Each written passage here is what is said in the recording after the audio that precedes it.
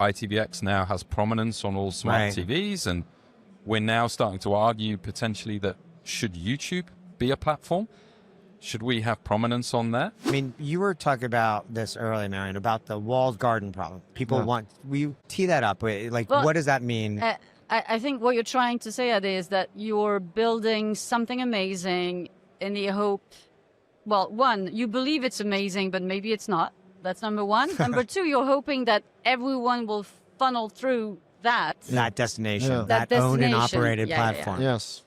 And so, but the question is, number one, if you were to do things differently, what would you do, right? Because at the end of the, you're coming to IBC, you're here to shop for new tech. Are you buying? Are you building? What would make you leaner? And to your point, I think he's here to stir to the pot. Yeah, that's what he does. More attuned to what you're saying, which is that, it is fragmented. So let's stop treating this fortress of ours that is our platform. Yeah, but we need to collaborate in different shapes that we have done, because I think it's somewhere close to 5,000 different OTT players in the world. Wow. Yeah. 5,000 OTT players. That doesn't include social media.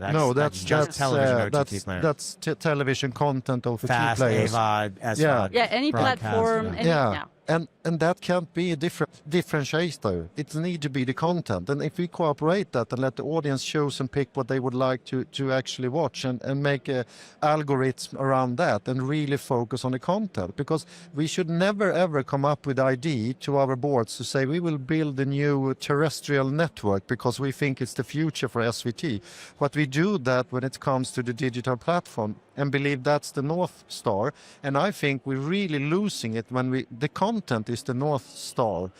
And then, of course, we should gain from the technology, but we are so upset with watching 2110 standards into our system that have nothing to do with the audience. We are born and raised as a tech company.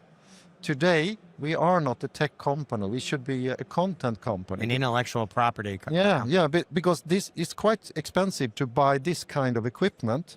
But now I'm, for those who are only listening, I'm having a smartphone. Yeah. This is not any TV standards at all, but it can do whatever vendor in here in TV standards can do. And this costs a fraction. To shoot, to produce, and watch. Distribute. Yeah. And distribute.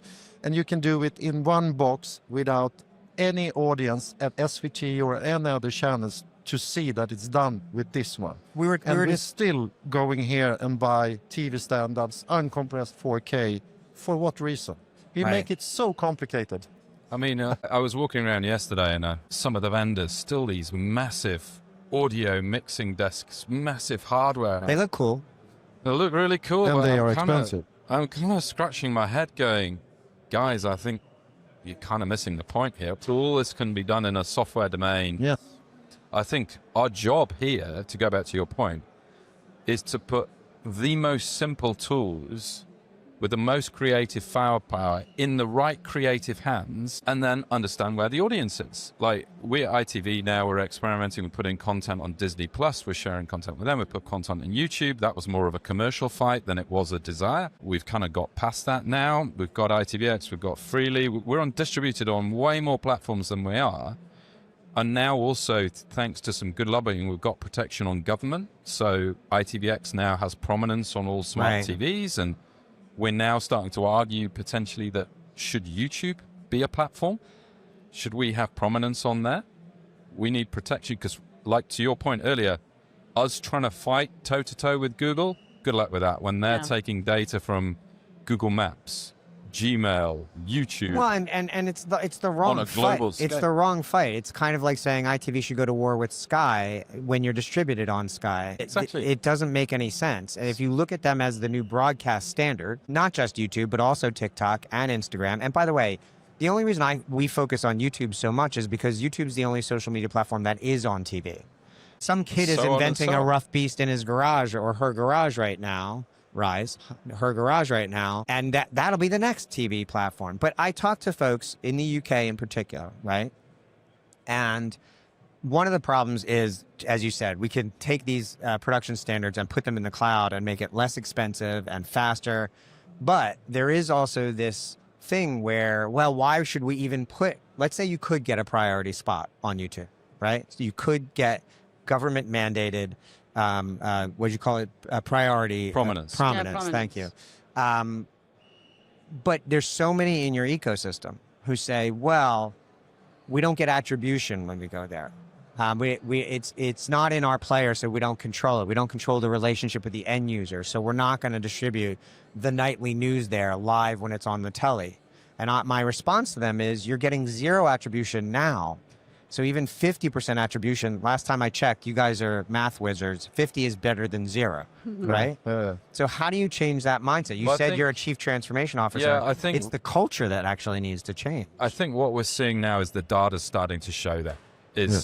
What we've seen from YouTube is that we've had very little cannibalization on ITVX with our platform. Zero, I would argue. Because your generation analysis that you did, Z's, millennials, the generation Y's, gap X, in media. Thank you. They're all consuming content on different content. Our YouTube revenues are growing fast, and it is margin. It's money. It's all new money. It's all money that from the same content. Can you repeat that again for the people in the back of the fucking room? Say it again. Your YouTube revenue is growing exponentially year on year. Yeah, I mean, it's still got a long ways to grow. But it's all additive. It's all additive. Disney Plus is additive. It's consumers that we don't have. And you look at what Netflix has done with TF1 in France. Experiment, learn. Test and learn. Yeah. Test and learn. So we're doing so much more of that now, and we're learning a lot. We're getting more data. We're building ad sales packages that incorporate YouTube, and people are buying them because they want distribution. And actually, interesting. And you're selling it as part of the partner program. So we've developed this technology called Planet V ad sales, where we control all the data. It's a self-service model for agencies, including a plug-in with YouTube as well. Yeah, so they can buy YouTube through that. Really? We are now done a deal with Comcast for universal ads, so we're starting to push into SME advertising, because historically ITV's money came from agencies. We had 4 big deals. So SME, you mean small medium enterprises. So SMBs in the United States. But for example. So some small coffee shop can go in the back end and buy $1,000 worth of advertising. There was a chain of 35 travel agencies in South Wales. Good on them. Doing a great job. We use Gen AI to create the ads, cut the creative process from 50,000 down to 500. We're able to get really targeted of audiences through YouTube, through ITVX.